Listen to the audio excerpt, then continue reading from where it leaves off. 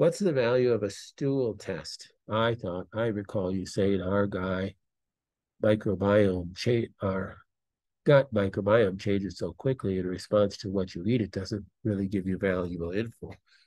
Well, there's different stool tests that are out there. Probably the most common stool test is a gut microbiome test that you're talking about, but more common than that would be a gut microbiome test that is testing for pathogens. So it's testing for parasites.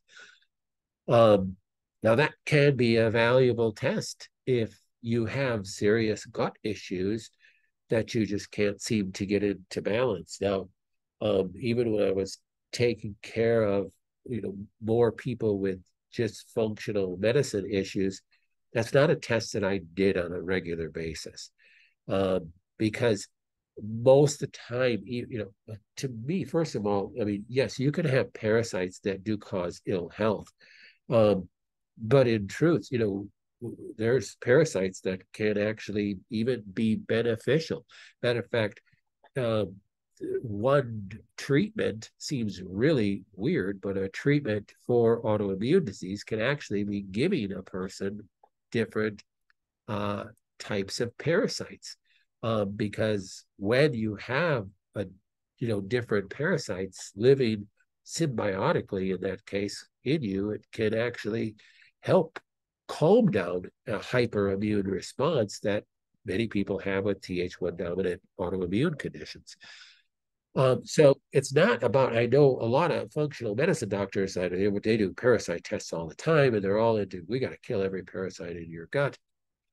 You know, that's just, you look throughout the animal kingdom. That's just not always the case. I mean, animals live symbiotically, parasitically sometimes, and can actually help that the organism that is being fed off of. But it's not that all pathogens or parasites are good for us, but certainly not all of them need to be killed and need to be searched out and hunted either. So I think it's better off getting the gut back in order from an inflammatory standpoint, meaning looking at gut things that are causing, gut damage and epithelial damage, which is most commonly not parasites. It's much more commonly, um, uh, food sensitivities and toxins that have damaged the epithelial layer. And you got to heal the epithelial layer and get rid of anything that's causing a fire every time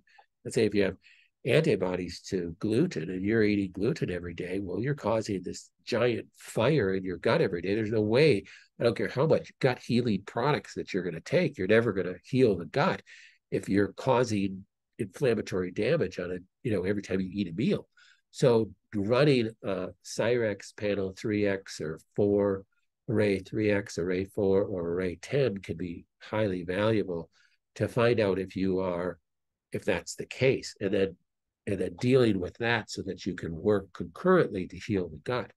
And remember, we talked about this multiple times in the last 6 months or so. First place that you start with healing the gut is the stomach and the HCl in the stomach, because that's your number one um, cause for damage in the gut, and it's your number one cause of the reason why a person would get pathological organisms from the food they eat.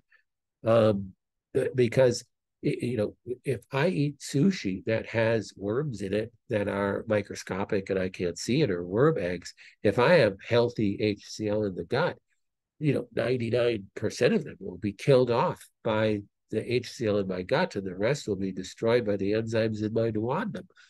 But here's the problem. Number one is people don't have enough HCl in their stomach. That's why I suggest taking an HCl supplement with each meal, something like Clear Digest or HCl Zyme or something like that, because you will kill that which you need to kill, because the acidity of your gut. Again, one of the main reasons why I'm against using alkaline water, the acidity of the gut. If it's above, a pH of 2 or 2.5, it's alkaline compared to what it should be. It should be at about 1.0 pH. It's very highly acidic, and it should kill any pathogens that it comes in contact with. So That's the best way to prevent parasitic infection is to have proper HCl in the gut. Now, certainly, I got a bottle of our clear Paraclear right here on my desk that I take these. I might take 4 of these um, 2 times a month, just because they're good to help kill anything that passed my HCl time was deficient, and I didn't take something and cause problems. Now, the worst parasite that you could have, it's not technically a parasite, it's a bacteria, and that's H. pylori. So Helicobacter pylori is the worst overgrowth and the most common overgrowth of bacteria worldwide. #1 cause of stomach cancer in the world. Top 5 reasons why you get endothelial dysfunction, aka heart disease, is H. pylori, and that's something that needs to be addressed. And that's a major reason. H. pylori overgrowth is a major reason for gut epithelial damage and aka leaky gut. So dealing with that, and that's where you use HCl again and berberine. So that's why I'm such a big fan of berberine, because it's a cancer killer and an H. pylori killer. And my dad, having a heart attack at age 57, absolutely had an H. pylori uh, infection. I mean, it's ubiquitous. Everybody has it multiple times in their life, and you just are keeping it at bay, or you're not. And it's overgrowing, and it's damaging all sorts of things. And it's another cause of cancer, and more than just stomach cancer. So it's something that will have to be addressed.